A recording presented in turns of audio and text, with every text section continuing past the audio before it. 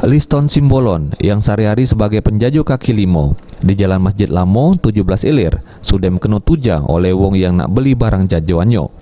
Sehingga korban mengalami 2 luka tujahan di badannya.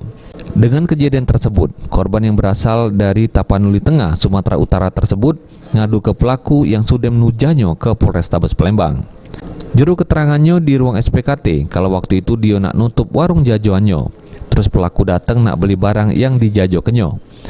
Selanjutnya oleh korban pelaku dikongkon beli di tempat lain sehingga akhirnya ngebuat pelaku tersinggung. Terus langsung nuja korban make lading yang digawaknya.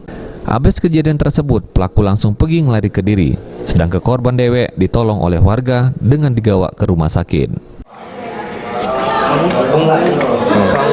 Di dengan sebelah kanan. Itu masalahnya apa tuh awalnya?